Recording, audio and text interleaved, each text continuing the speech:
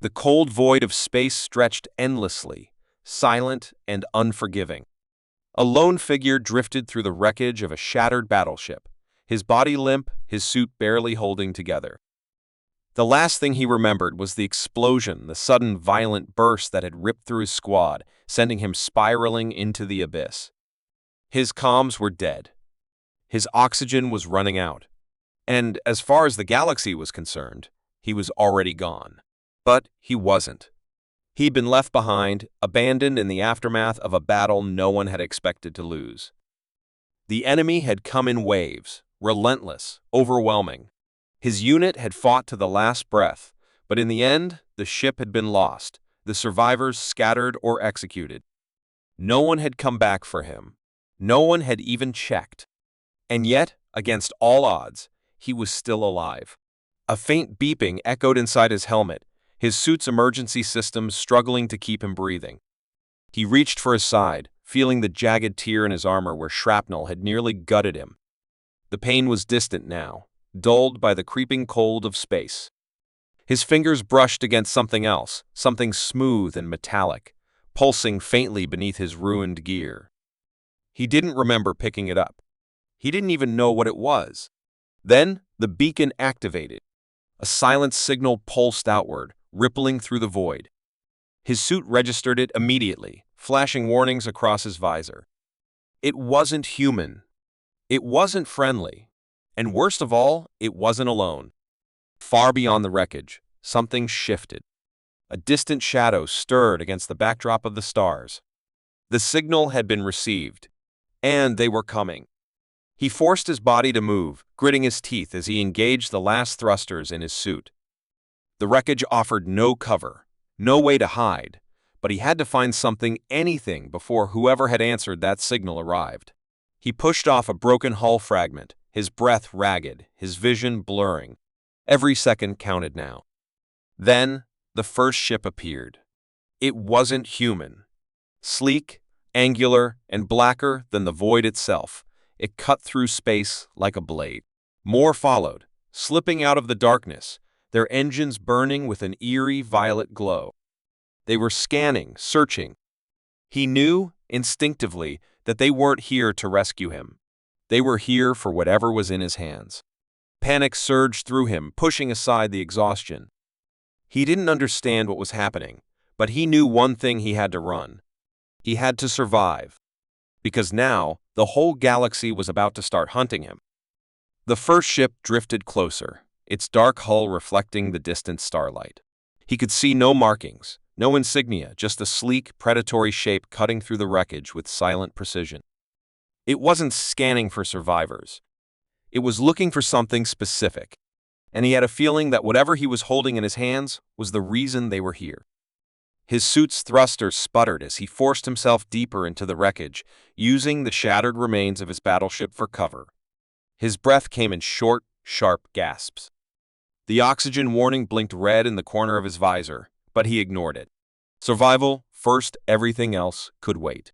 A second ship joined the first, gliding through the debris field like a shark circling its prey. He gritted his teeth, trying to stay as still as possible. They hadn't seen him yet, but it wouldn't take long. A rescue beacon would have been a miracle, but nothing had come. Whoever these people were, they weren't friendly. His fingers clenched around the object in his hands, and for the first time, he got a proper look at it. A small metallic device, smooth to the touch, with faint etchings along its curved surface. It pulsed, slow and rhythmic, as if it were alive. It wasn't standard military gear. It wasn't even human-made. A chill ran down his spine. He had been in battles before, had seen alien technology scavenged from enemy wreckage, but this was different. It felt old, far older than anything humanity had encountered. And if these ships were here for it, that meant someone knew exactly what it was. A sudden burst of movement caught his eye. One of the ships deployed something, a group of figures drifting out from its underbelly, moving with the ease of zero-gravity veterans. Their suits were unfamiliar, armored but flexible, designed for both combat and maneuverability in space, and they were coming straight for him. His heart pounded as he pushed himself away from the wreckage, careful not to make any sudden moves. He had no weapons, no backup, and no plan. His only advantage was the element of surprise. If they didn't know where he was yet, he had to keep it that way. The first figure activated a scanning device, a soft blue light sweeping across the debris. His suit's HUD flared with warnings as the scan brushed past him too close. He pressed himself against the broken hull, willing his body to stay still. The blue light paused. Then, the comms in his helmet crackled. "Human," a voice said, deep and distorted. "You have something that does not belong to you." His stomach clenched. They had found him. He didn't hesitate. With a sharp push, he launched himself off the wreckage, angling toward the shadow of a ruined bulkhead. The figures reacted instantly, their suits flaring as they changed course. A burst of plasma sizzled past him, close enough that he felt the heat through his armor. No more hiding. It was time to run. He kicked his thrusters to full, ignoring the strain on his already failing systems. The wreckage blurred around him as he twisted through the debris field, using the floating remains of his destroyed ship as cover. The enemy pursued, moving with terrifying coordination. His oxygen levels were critical now, his body screaming for air. He needed an escape, anything. Then, through the swirling debris, he saw it. A ship. Not one of theirs. Not human, either. It was damaged, half buried in the wreckage, but it was intact. More importantly, its airlock was still functional. He didn't have time to think. He angled his trajectory, praying that the ship's power wasn't completely dead. Behind him, the pursuers closed in. One reached out, nearly grabbing his leg before he twisted away. A second fired another shot, the energy beam scorching a panel just inches from his head. He hit the airlock controls and braced for the worst. For a moment, nothing happened. Then, with a groan of metal, the door slid open. He threw himself inside, slamming the controls again to seal it shut. The moment the door locked, the emergency systems flared to life, filling the chamber with breathable air. He tore off his helmet, gasping, his lungs burning. Outside, the enemy was already trying to breach the lock. He didn't have much time. He stumbled forward into the ship's interior, his vision swimming from exhaustion. The corridors were dimly lit, the systems barely running. Whatever this vessel was, it had been here a long time. Then, as he moved deeper inside, he felt something shift. Not in the ship, but in his own mind. A voice ancient and unfamiliar whispered through the silence. "You were not meant to find this." His breath caught. The object in his hand pulsed faster, as if responding to the voice. And then, somewhere deep within the ship, something began to wake up. The whisper faded, but the weight of its presence lingered. He wasn't alone. The ship wasn't dead. His fingers tightened around the strange device as he moved deeper into the dimly lit corridors. The walls were lined with panels covered in unfamiliar symbols, their meaning lost to time. Whatever species had built this vessel, they were long gone. And yet, something inside was still alive. A deep, pulsing hum vibrated through the floor beneath his boots. Systems were coming online slow, hesitant, as if waking from centuries of slumber. Emergency lights flickered, casting shifting shadows along the walls. The air smelled stale, heavy with age, but it was breathable. That meant the life support was still functioning, at least partially. Behind him, the outer airlock door shuddered. They were still trying to break in. He had minutes, maybe less, before they forced their way inside. He needed a way to fight back. He staggered toward what looked like the command deck, his body aching from oxygen deprivation and the countless bruises from his escape. The control consoles were covered in layers of dust, their screens flickering weakly. He ran his hands over the surface, searching for anything that resembled a weapon system, a distress beacon, anything that could turn the odds in his favor. Then, the ship responded. A new light bloomed from the main console, casting strange symbols across his visor. His suit's interface tried to process the information, struggling against the unfamiliar language. Then, as if something reached into his mind, the symbols shifted, changing, adapting until words he could understand scrolled across the screen.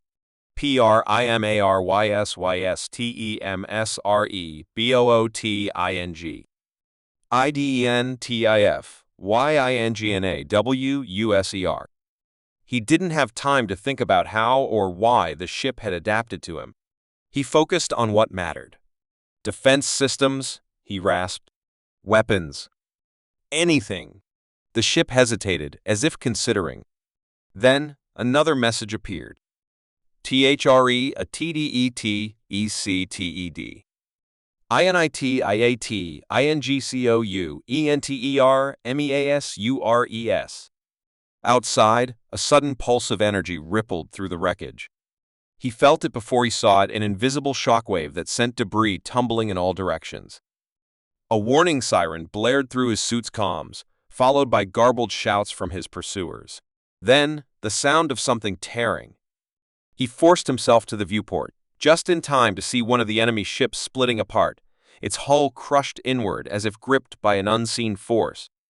The other vessels scattered, pulling back to avoid the same fate. The boarding party outside the airlock had stopped trying to break in. They were floating motionless now, their suits frozen mid-movement. Then, just as suddenly as it had begun, the ship fell silent again. The hum of power faded. The lights dimmed. It had acted to protect itself. But only for a moment. His hands clenched. If the ship had weapons, why not finish them off? Why stop halfway? The answer came with another pulse from the device in his hand. Whatever this thing was, it was connected to the ship. And it was incomplete. He had a piece of something larger, something dangerous enough that an entire faction of unknown soldiers was willing to kill for it. He turned back to the console. "What are you?" he muttered. "And why do they want you so badly?" The ship did not answer. But in the corner of the screen, a new message appeared. SciGNA LDETECTAD. LONGRANGECONTACTINBOUND. His blood ran cold. He didn't need a translation to understand what that meant. More were coming. And this time, they wouldn't just send a search party. His pulse pounded as he stared at the message flashing on the console. Long-range contact inbound. More were coming. And if the first group had been this relentless, whoever was arriving next would be worse. He had minutes. Maybe less. His mind raced through the possibilities. Staying here was suicide. The ship had defended itself once, but that brief moment of power was gone. Whatever ancient energy had flickered through its systems had vanished as quickly as it had appeared. He couldn't count on it happening again. He turned back to the airlock. The bodies of the boarding party still floated outside, frozen in place. Were they dead? Unconscious? He wasn't sure, but he knew one thing: he wasn't safe here. If the enemy was tracking this ship, they'd find a way in. He forced himself forward, moving deeper into the ship's corridors. The strange object in his hand pulsed again, faint but insistent, like a heartbeat. It was reacting to something, guiding him somewhere. He followed. The passageway twisted through the ship's interior, leading him into what looked like an engineering bay. Unlike the rest of the ship, this room felt untouched. The consoles here still flickered with residual energy, and at the center of the chamber, a massive structure loomed, something that looked almost like a containment unit, its surface marked with the same unreadable symbols. He hesitated, stepping closer. The object in his hand pulsed harder now, its rhythm syncing with something deep within the ship. He raised it toward the containment unit, watching as the faint glow of its surface intensified. Then, the ship spoke again. "You were not meant to open this." The voice wasn't human. It wasn't like anything he had heard before, layered, ancient, filled with something that felt like a warning. His breath hitched. "Then why did you bring me here?" Silence. But deep inside the containment unit, something stirred. A new sound echoed through the ship. A low, mechanical groan, followed by a distant impact that sent vibrations through the floor. His comms crackled encrypted signals, voices he didn't recognize. The incoming ships were close now, moving into position. They weren't searching anymore. They knew exactly where he was. He had seconds. He turned back to the containment unit, his mind torn between fear and desperate hope. Whatever was inside, whatever this ship was hiding, it was the reason he was still alive, and it might be the only thing that could keep him that way. His fingers tightened around the device. Outside, the enemy ships opened fire. And the ship woke up. The ship roared to life. A deep, thrumming energy pulsed through the floor, vibrating through his boots. The containment unit in front of him hissed as locks disengaged, releasing a slow, pressurized stream of mist into the air. The symbols on its surface glowed brighter, pulsing in time with the device in his hand. Outside, the enemy attack had begun. Explosions rocked the hull as energy blasts pounded the ship's exterior. His comms were flooded with overlapping transmissions, orders, tactical commands, demands for surrender. They weren't just trying to capture him anymore.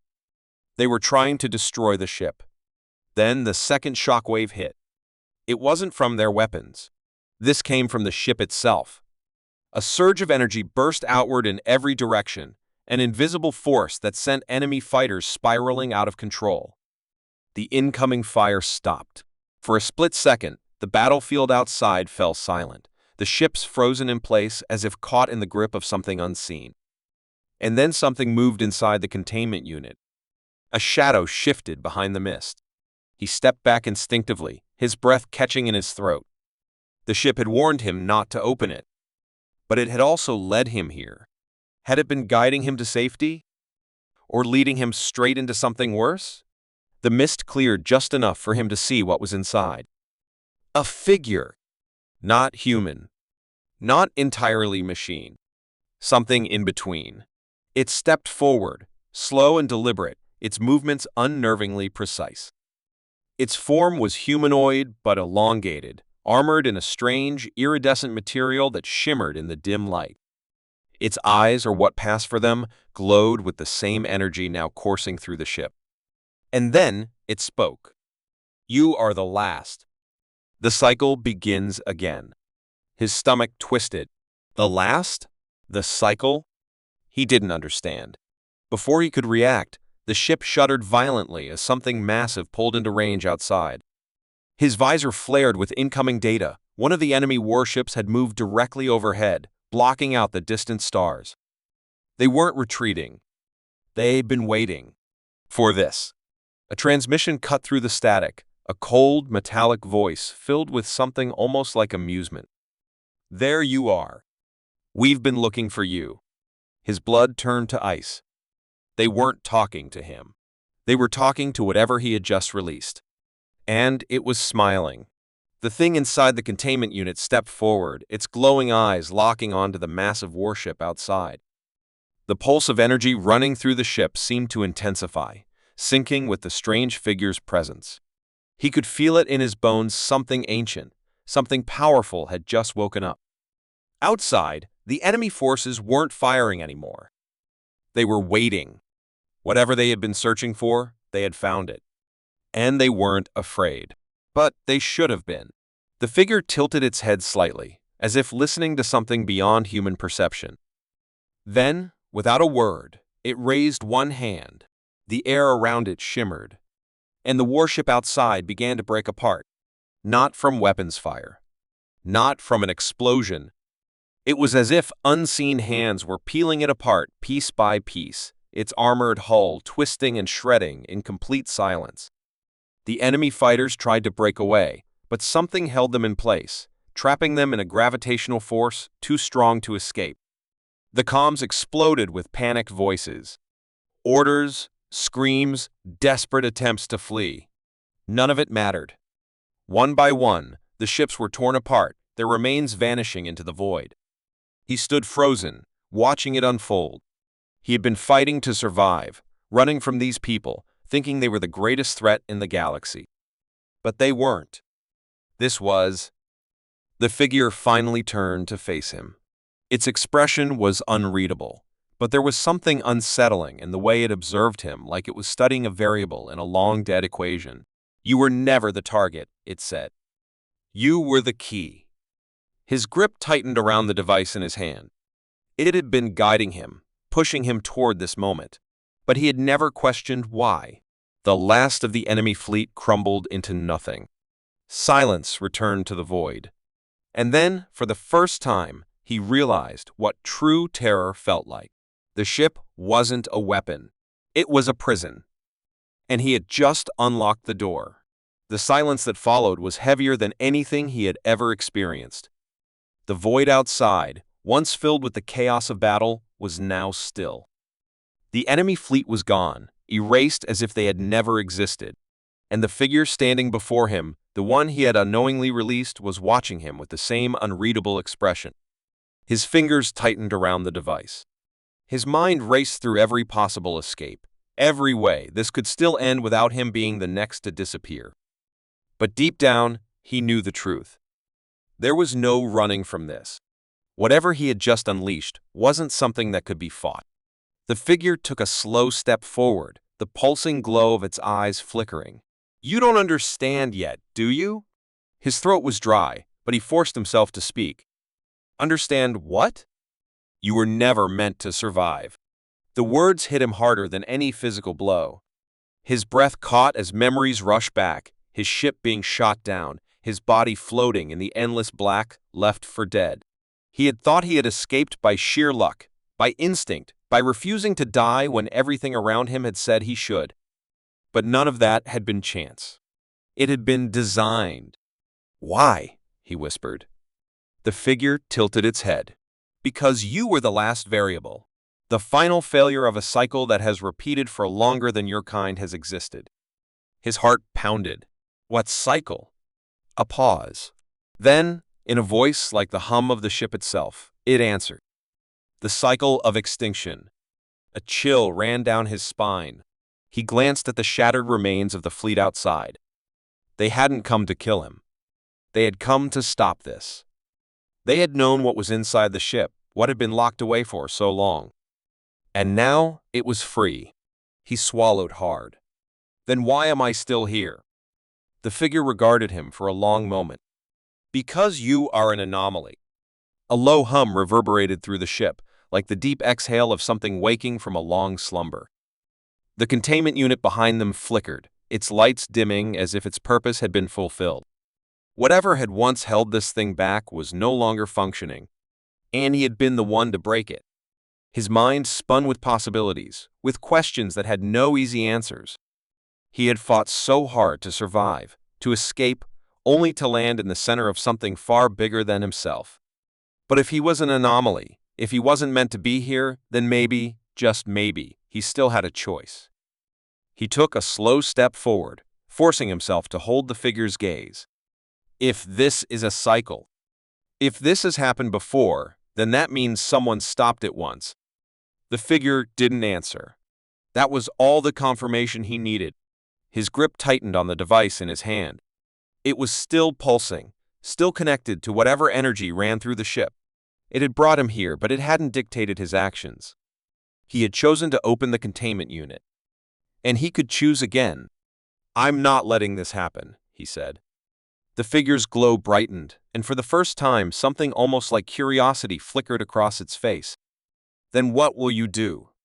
The ship trembled around them, the energy inside its core beginning to surge. The containment unit's failure had triggered something, a failsafe, a reaction. He didn't have much time. He raised the device, focusing on the pulse within it. It had led him here. But maybe it could lead him somewhere else. The ship's systems roared to life, a flood of data flashing across the nearby consoles. Warnings. Readings of energy levels spiking beyond safe limits. A countdown. It wasn't just waking up. It was preparing to erase itself. He took a sharp breath. This was it. The last chance. He met the figure's gaze one final time. "I don't know what I am to you, or what this cycle is. But I know one thing." The countdown dropped lower. "I'm not just going to be another failure." And with that, he activated the device. A blinding surge of energy erupted around him. The ship trembled violently, its structure straining as if being torn apart from the inside. The figure's glowing eyes widened, and for the first time, he saw something behind them. Recognition. Then the world dissolved into white. The next thing he knew, he was floating. Weightless. Silent. He gasped, his body seizing as the rush of air hit his lungs. He wasn't inside the ship anymore. He was outside, drifting through the void. But he wasn't dead. The ship was gone. No wreckage. No remains. Nothing. It had erased itself completely. And the figure. He turned, scanning the empty void. Nothing. Just the stars. Just silence. His calm crackled faint, distant. A voice. A human voice. Identify yourself. His heart pounded. He reached for his transmitter, barely able to move his shaking fingers. I'm here, he rasped. Silence. Then, another voice, sharp with disbelief. We thought you were dead. So did he. He let out a breath, staring at the endless stretch of space before him. He didn't have all the answers. He didn't know if he had truly stopped the cycle or just delayed it. But he was alive. And as long as he was, he had one mission left: to make sure it never happened again.